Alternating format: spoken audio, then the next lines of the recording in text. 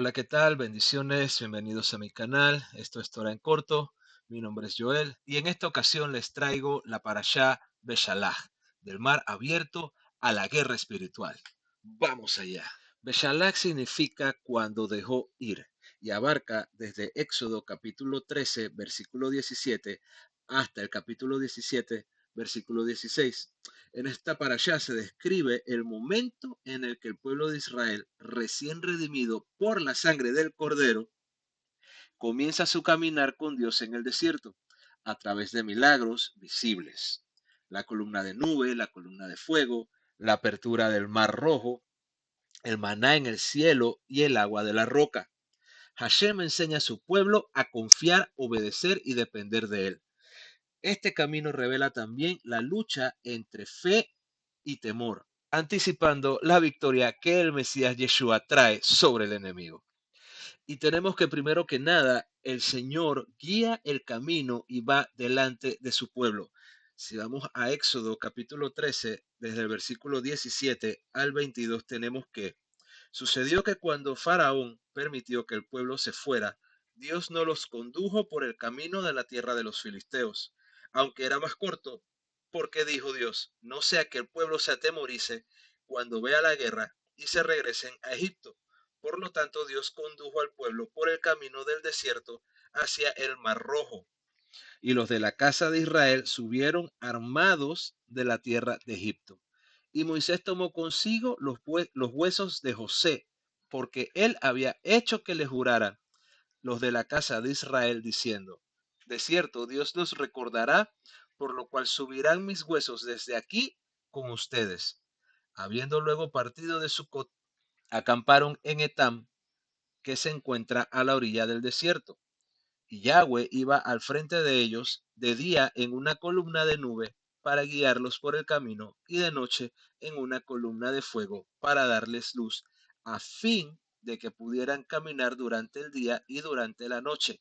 No se apartaba de delante del pueblo la columna de nube durante el día, ni la columna de fuego durante la noche. Y de aquí podemos encontrar dos puntos importantes.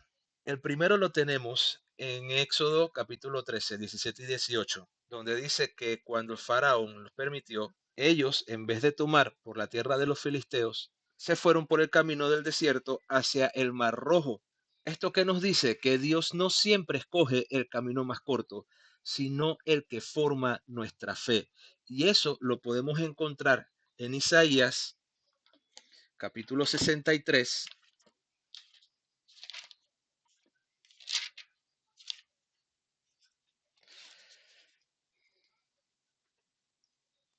del 12 al 14, que dice, su glorioso brazo guió la diestra de Moisés, abrió brecha en el mar ante ellos y los hizo de renombre eterno, los condujo por las profundidades como a un caballo por el desierto y no tropezaron. El espíritu de Yahweh los guió como a ganado que desciende al valle, así condujiste a tu pueblo y te hiciste un nombre glorioso.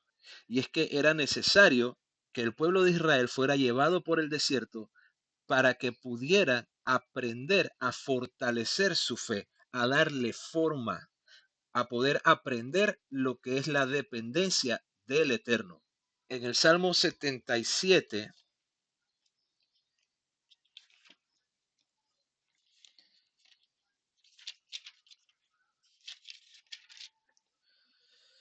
versículos 19 y 20, dice, tu camino está en el mar y tus sendas en las muchas aguas. Tus huellas no han sido conocidas.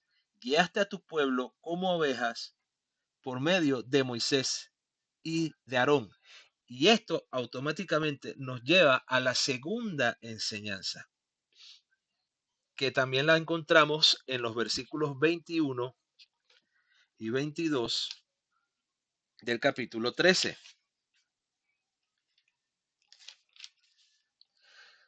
cuando dice que Yahweh iba al frente de ellos de día como columna de nube para guiarlos y de noche como columna de fuego para darles luz. ¿Esto qué quiere decir? Que Yahweh se había convertido en un pastor para las ovejas de Israel. Y eso lo podemos encontrar en Juan capítulo 10.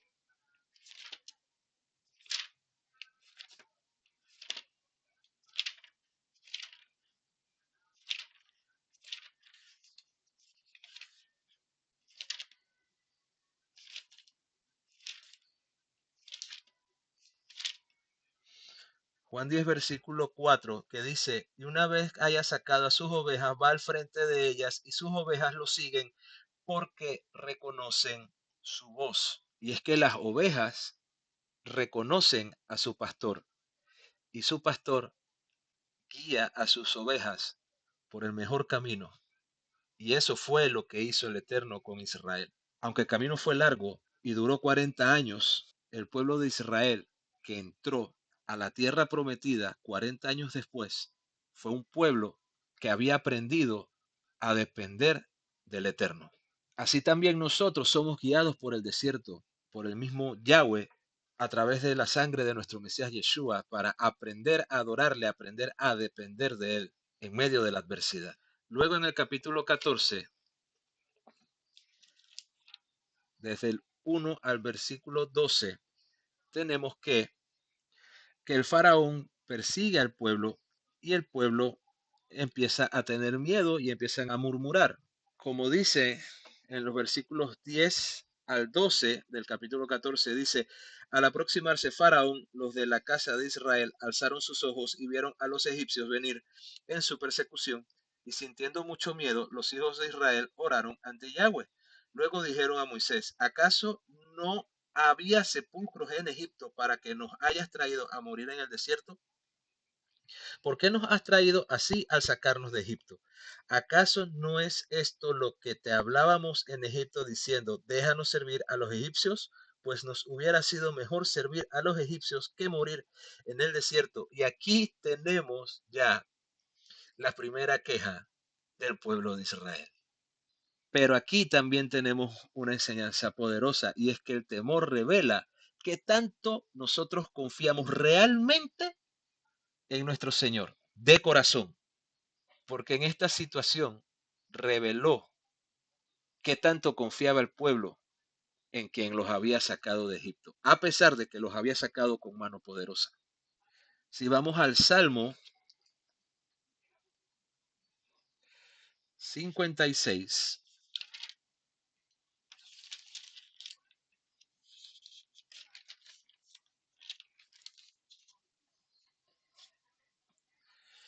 3 y 4 dice, no tendré temor de día, porque en ti he puesto mi confianza. En Dios seré honrado, en Dios he confiado, no tendré temor.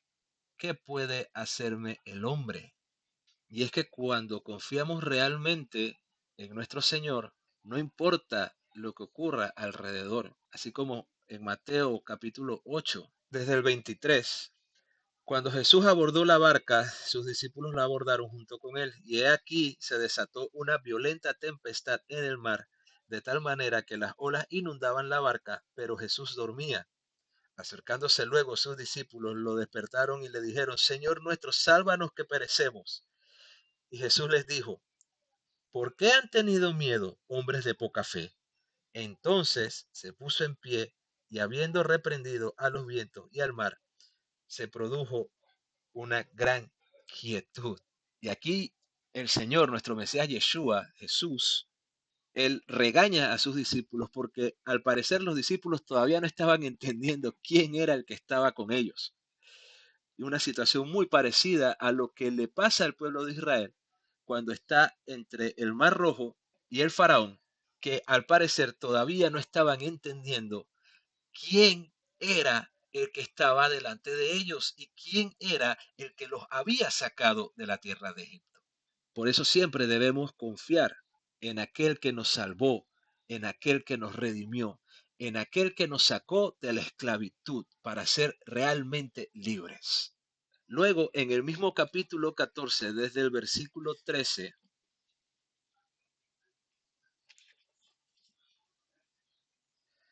en adelante, tenemos que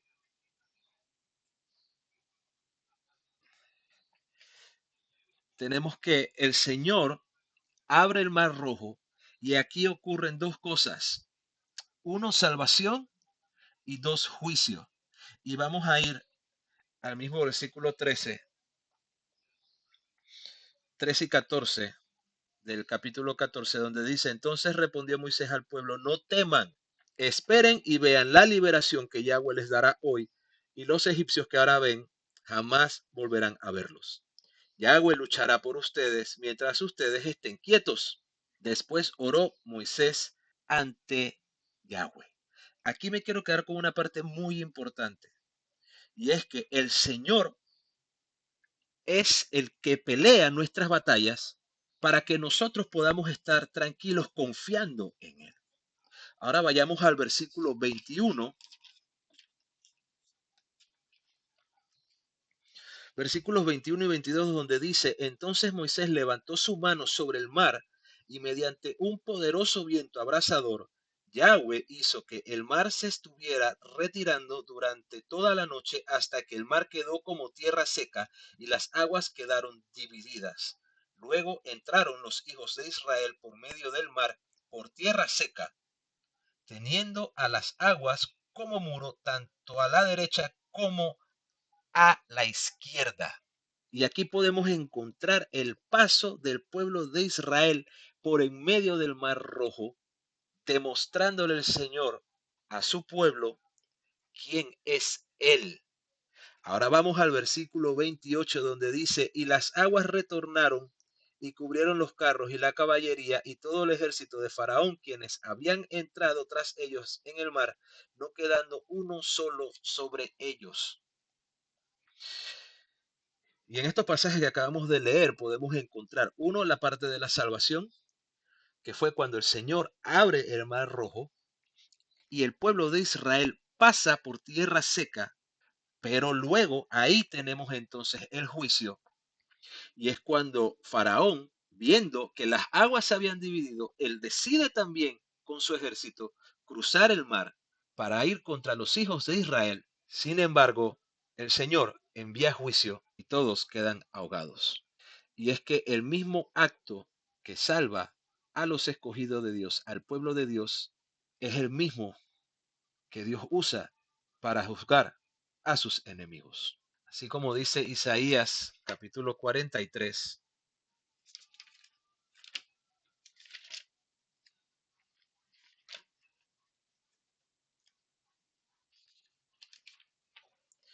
Isaías 43, 16 y 17, que dice, así dice Yahweh, el que puso camino en el mar y senda en las muchas aguas, el que hace salir carros, caballos y ejército poderoso, ya serán juntos y no se levantarán, serán apagados como lámpara de llama mortecina. En este pasaje está claro lo que el profeta está diciendo por parte del Eterno, que mientras para sus escogidos está haciendo un milagro, para aquellos que se declaran enemigos de él, está trayendo juicio. Si vamos a la primera carta del apóstol Pablo a los Corintios,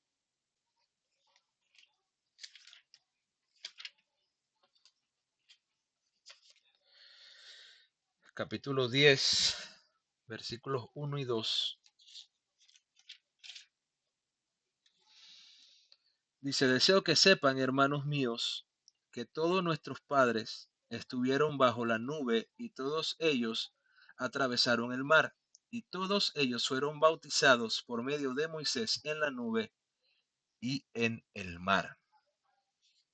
Y es que el pase del pueblo de Israel por medio del Mar Rojo también fue un bautismo y una adopción. En ese momento, en ese acto de cruce, el Señor no solamente estaba salvándolos de la mano de Faraón, sino que también, aparte del juicio que él estaba trayendo ante Faraón, él estaba diciéndole al pueblo de Israel, ahora yo los adopto, yo los tomo a ustedes como hijos míos y como pueblo mío. Ese es el acto a nivel espiritual que estaba ocurriendo cuando el pueblo de Israel cruza en seco el Mar Rojo. Luego tenemos en el capítulo 15, desde el 1 al 21, cuando Moisés realiza un cántico, una adoración tras la victoria. Y vayamos a los versículos 1 y 2, donde dice, entonces Moisés y los hijos de Israel entonaron a Yahweh este cántico diciendo, cantaré a Yahweh con júbilo, porque se ha exaltado grandemente, arrojó al mar a los caballos y a sus jinetes. Oh ya, Yahweh fuerte y glorioso, tú has sido el libertador para nosotros. Este es mi Dios. Yo te alabaré, el Dios de mi Padre, yo te exaltaré. Y en el versículo 11 más adelante dice, ¿quién es semejante a ti, oh Yahweh? ¿Quién como tú, glorioso en santidad, temible y magnífico, el hacedor de portentos? Y si vamos al 17 y 18 dice, los traerás para plantarlos en el monte de tu heredad, el lugar que hiciste para tu habitación, oh Yahweh, tu santuario, oh Yahweh, que preparaste con tus manos. Y es que la adoración nace de reconocer quién es el Eterno, quién es Hashem y lo que Él ha hecho. En el capítulo 118 de los Salmos, versículo 14, el salmista habla de que su fortaleza y su cántico es el Eterno. Si vamos a Apocalipsis,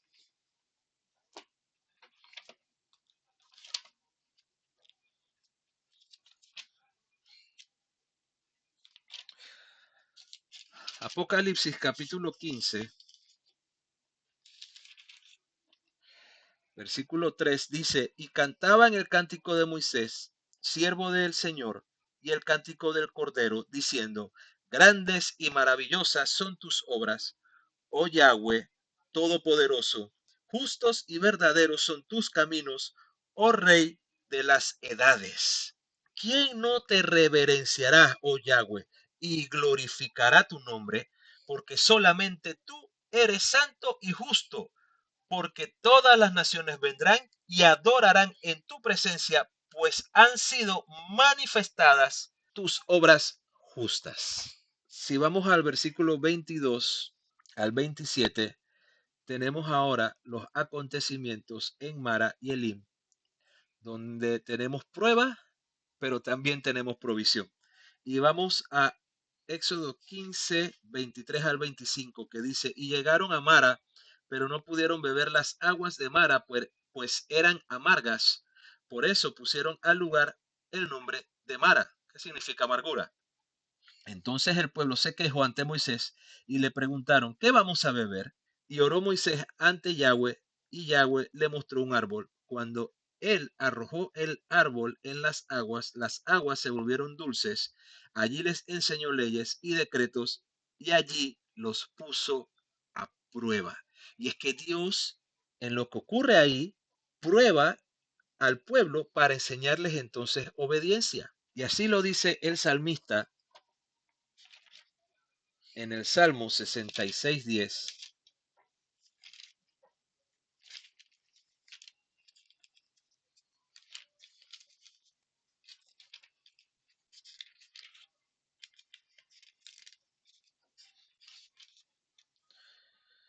porque tú nos has puesto a prueba, oh Dios, nos has probado como se prueba la plata. Es en la prueba donde nosotros desarrollamos el carácter que el Señor quiere que tengamos. Vayamos a Hebreos capítulo 12,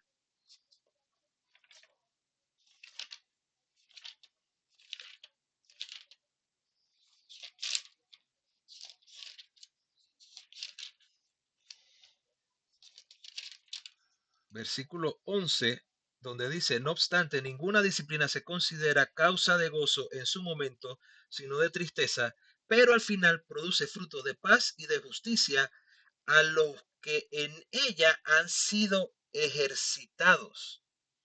Cuando vamos al capítulo 16,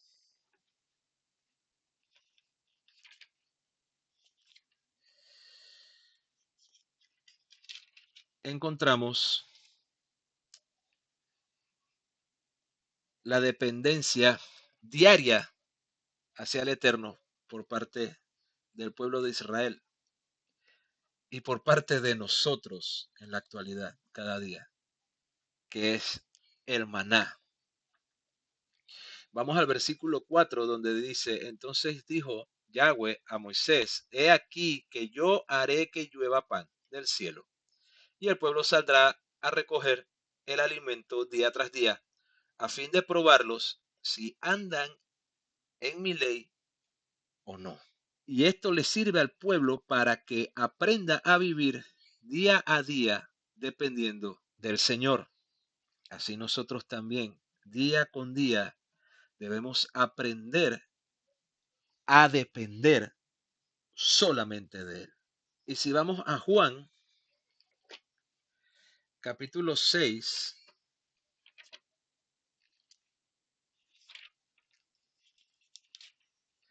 Juan capítulo 6,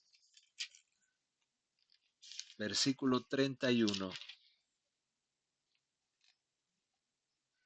dice, nuestros padres comieron el maná en el desierto, como está escrito, les dio a comer pan del cielo. Sin embargo, si seguimos más adelante, Yeshua les dice, de cierto les digo, Moisés no fue quien les dio pan del cielo, sino que mi Padre es quien les da el verdadero pan del cielo, porque el pan de Dios es aquel que descendió del cielo y da vida al mundo.